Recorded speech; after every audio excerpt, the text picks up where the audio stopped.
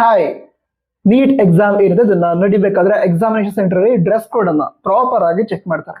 Correct ಆಗಿ check ಮಾಡ್ತಾರೆ dress code ಅನ್ನ ಫಾಲೋ ಮಾಡಿದಾರ ಅಥವಾ ಇಲ್ವಾ ಅಂತ. ಸೊ ಡ್ರೆಸ್ ಕೋಡ್ ಬಗ್ಗೆ ಈಗ ಹೇಳ್ತಾ ಇದೀನಿ. ಹಾ, ಎಲ್ರಿಗೂ ಎಕ್ಸಾಮ್ಗೋಸ್ಕರ ಆಲ್ ದಿ ಬೆಸ್ಟ್. ತುಂಬಾ ವಿದ್ಯಾರ್ಥಿಗಳು ಟೆನ್ಷನ್ ಮಾಡ್ಕೊಂಡಿರ್ತೀರ. ನನಗೆ ಗೊತ್ತಿರೋ ಸ್ಟೂಡೆಂಟ್ಸ್ ತುಂಬಾ ಟೆನ್ಷನ್ ಮಾಡ್ಕೊಂಡಿದ್ದಾರೆ. ಅಂದ್ರೆ ಪ್ರಿಪೇರ್ ಆಗಿದ್ರೆ ಒಳ್ಳೆ ಸ್ಕೋರ್ ಆಗುತ್ತೆ ಅವ್ರದ್ದು, ಬಟ್ ಸ್ಟಿಲ್ ಟೆನ್ಷನ್ ಮಾಡ್ಕೊಂಡಿದ್ದಾರೆ. ನಿಮ್ಮಲ್ಲೂ ಕೂಡ ತುಂಬಾ ಸ್ಟೂಡೆಂಟ್ಸ್ ಆ ರೀತಿ ಆಗಿರ್ಬೋದು.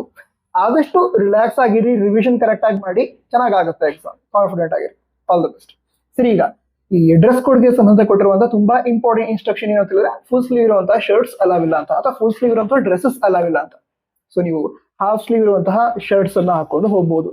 ನಂತರ ಆ ಶರ್ಟ್ ಏನಿದೆ ಅದ್ರ ಮೇಲೆ ತುಂಬಾ ಎಂಬ್ರಾಯ್ಡ್ರಿ ಆಗಿರಬಹುದು, ಅಥವಾ ಬರ್ದಿರೋದಾಗಿರೋದು, ಡಿಸೈನ್ ಆಗಿರಬಹುದು, ಆ ರೀತಿ ಅಂದ್ರೆ ಅದನ್ನ ಅವಾಯ್ಡ್ ಮಾಡಿ. ಈ ರೀತಿ ಪ್ಲೇನ್ ಶರ್ಟ್ ಏನಿದೆ, ಈ ರೀತಿ ಪ್ಲೇನ್ ಶರ್ಟ್ ಅನ್ನ ಹಾಕೊಳ್ಳಿ. ಬಟ್ ಇದು ಫುಲ್ ಸ್ಲೀವ್ ಇದೆ, ಹಾಫ್ ಸ್ಲೀವ್ ಇರುವಂತಹ ಶರ್ಟ್ಸ್ ಅನ್ನ ಹಾಕೊಂಡು ಹೋಗ್ಬಹುದು.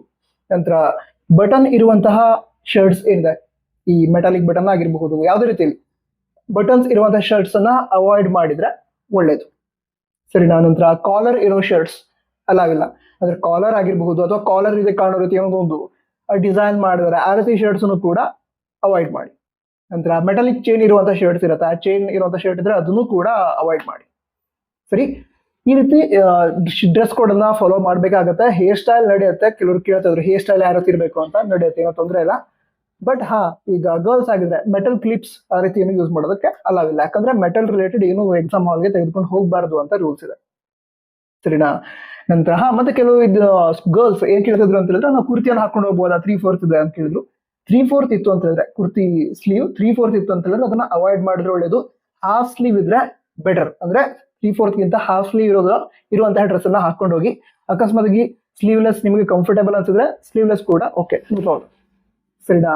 ಅದ್ರ ನಂತರ ಈ ಎಕ್ಸಾಮ್ ಹಾಲ್ಗೆ ಮೆಟಲಿಕ್ ಆರ್ನಮೆಂಟ್ ತೆಗೆದುಕೊಂಡು ಹೋಗೋದಕ್ಕೆ ಅಲ್ಲವೇ ಇಲ್ಲ. ಹೇಳಿದಿನಲ್ವಾ, ಅಂದ್ರೆ ಸ್ಟಾರ್ಟಿಂಗ್ ಎಲ್ಲ ಹೇಳಿದ್ದೀನಿ. ಸೊ ವಾಚಸ್ ಆಗಿರಬಹುದು, ನಂತರ ಬ್ರೇಸ್ಲೆಟ್ ಆಗಿರಬಹುದು, ನೆಕ್ಲೆಸ್ ಆಗಿರಬಹುದು, ರಿಂಗ್ಸ್ ಆಗಿರಬಹುದು. ನೋ ಸ್ಪಿನ್, ತುಂಬಾ ವಿದ್ಯಾರ್ಥಿಗಳು ನೋ ಸ್ಪಿನ್ KCT ಹಾಕೊಂಡು ಹೋಗಿದ್ರಿ, ಇದಕ್ಕೆ ಅಲಾವೇ ಇಲ್ಲ. No spin ear rings remove ಮಾಡೇ ಹೋಗ್ಬೇಕು. ಓಕೆನಾ? ಅದ್ರ ನಂತರ ಮುಂದಿನ ವಿಷಯವನ್ನ ಹೇಳೋದಾದ್ರೆ, shoes not allowed. Shoes not allowed, crocs not allowed. Flat slippers ಇರತ್ತಲ್ವ, ನೀವು ಮನೇಲಿ ಯೂಸ್ ಮಾಡುವಂತಹ ಫ್ಲಾಟ್ ಸ್ಲಿಪ್ಪರ್ಸ್, ಅದನ್ನ ಹಾಕೊಂಡು ಹೋಗಿ. ಓಕೆನಾ?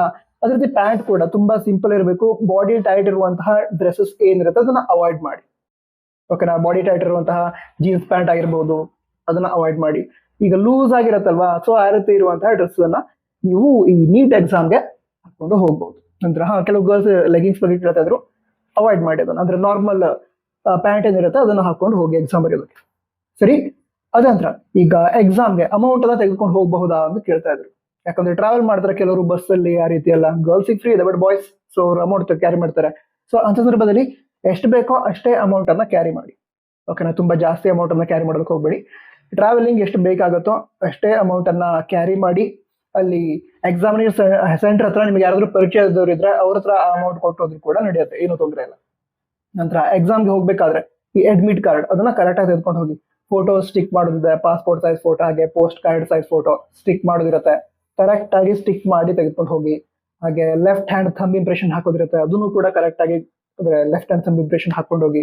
ಸೊ ಈ ರೀತಿ ಏನೇನ್ ಬೇಕೋ ಆ ರೀತಿ ಎಲ್ಲ ಸಿದ್ಧತೆಯನ್ನ ಮಾಡ್ಕೊಂಡು, ಮೈಂಡ್ ಕಾಮ್ ಇಟ್ಕೊಂಡು ಹೋಗಿ. ನಂತರ ಈ ಚೆಕಿಂಗ್ ಪ್ರಾಸೆಸ್ ಏನಿದೆ ಅದಕ್ಕೋಸ್ಕರ ಸ್ವಲ್ಪ ಬೇಗನೆ ಇದ್ರೆ ಒಳ್ಳೇದು. ಅರೌಂಡ್ 12:30, 12:15 or 12:30 ಎಕ್ಸಾಮಿನೇಷನ್ ಸೆಂಟರ್ ಹತ್ರ ಪ್ರೆಸೆಂಟ್ ಇರಿ. ಅಲ್ಲಿ ಚೆಕಿಂಗ್ ಪ್ರಾಸೆಸ್ ಏನಿದೆ ಅದ್ರೊಳಗಡೆ ಪಾರ್ಟಿಸಿಪೇಟ್ ಮಾಡಿ. ಅಂದ್ರೆ ಚೆಕ್ ಮಾಡ್ತಾರೆ ಎಲ್ರದ್ದು, ಬಟ್ ನೀವಾಗಿ ಹೋಗಿ ಚೆಕಿಂಗ್ ಅನ್ನ ಬೇಗ ಮುಗಿಸಿ.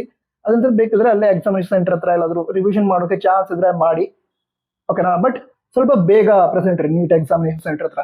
ಕೆಲವೊಮ್ಮೆ ಏನಾಗುತ್ತೆ ಅಂತ ಹೇಳಿದ್ರೆ, ಈಗ ಎಕ್ಸಾಮಿನೇಷನ್ ಸೆಂಟರ್ ಒಂದು ಕೊಟ್ಟಿರ್ತಾರೆ, ಅಲ್ಲೇ ಪಕ್ಕದ ಬಿಲ್ಡಿಂಗೇ ಇರುತ್ತೆ, ಬಟ್ ಸ್ವಲ್ಪ ಡಿಸ್ಟೆನ್ಸ್ ಇರುತ್ತೆ. ಸೊ ಆ ರೀತಿ ಎಲ್ಲ ಹಿಂದಿನ ವರ್ಷಗಳಲ್ಲಿ ಆಗಿತ್ತು. ಸೊ ಅದಕ್ಕೋಸ್ಕರ ನೀವು ಬೇಗ ಪ್ರೆಸೆಂಟ್ ಇದ್ರೆ, ಎಲ್ಲಿ ಅಂದ್ರೆ ಎಕ್ಸಾಮಿನೇಷನ್ ಹಾಲ್ ಯಾವುದು, ಸೆಂಟರ್ ಯಾವುದು, ಅದನ್ನೆಲ್ಲ ಕರೆಕ್ಟ್ ಆಗಿ ಚೆಕ್ ಮಾಡ್ಕೊಂಡು ಮೈಂಡ್ ಸ್ವಲ್ಪ ಕಾಮ್ ಆಗ್ಬಿಡುತ್ತೆ. ಯಾಕಂದ್ರೆ ಎಕ್ಸಾಮ್ ಹಾಲಿಗೆ ಎಂಟರ್ ಆಗೋ ಟೈಮ್ ಒಳಗಡೆ ಸ್ಟ್ರೆಸ್ ಅಲ್ಲಿ, ಟೆನ್ಷನ್ ಅಲ್ಲೇ ಎಂಟರ್ ಆಗಬಾರ್ದು, ರಿಲ್ಯಾಕ್ಸ್ ಆಗಿ ಎಂಟರ್ ಮಾಡಬೇಕು. ಅದಕ್ಕೋಸ್ಕರ ಸೊ ಈ ರೀತಿ ಡ್ರೆಸ್ ಕೋಡ್ ಅನ್ನ ಫಾಲೋ ಮಾಡ್ಬೇಕಾಗತ್ತೆ. ಆದಷ್ಟು ಸಿಂಪಲ್ ಡ್ರೆಸ್ ಕೋಡ್. ಈಗ round neck or V neck shirts T shirt ಇರುತ್ತೆ, ಅದನ್ನ ಹಾಕೊಂಡು ಹೋಗ್ಬೋದು. ಸರಿನಾ? ನಂತರ ದುಪ್ಪಟ್ಟ ಅಲಾವ್ ಇದೆಯಾ ಅಂತ ಕೆಲವರು ಕೇಳ್ತಾ ಇದ್ರು. ಕೆಲವು ಎಕ್ಸಾಮಿನೇಷನ್ ಸೆಂಟರ್ ಅಲ್ಲಿ ದುಪ್ಪಟ್ಟ ಅಲಾವ್ ಮಾಡ್ತಾರೆ, ಬಟ್ ಕೆಲವು ಕಡೆ ಅಲಾವ್ ಮಾಡಲ್ಲ.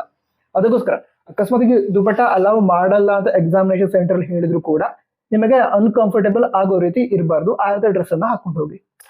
ಸರಿನಾ? ಮತ್ತೆ ಡೌಟ್ ಇದ್ರೆ ಕಾಂಟ್ಯಾಕ್ಟ್ ತಿಳಿಸಿ. ಎಕ್ಸಾಮ್ ಚೆನ್ನಾಗಿ ಆಗುತ್ತೆ, ಕಾನ್ಫಿಡೆಂಟ್ ಆಗಿರಿ. Best wishes, all the best. ಜೈ ಹಿಂದ್, ವಂದೇ ಮಾತರಂ.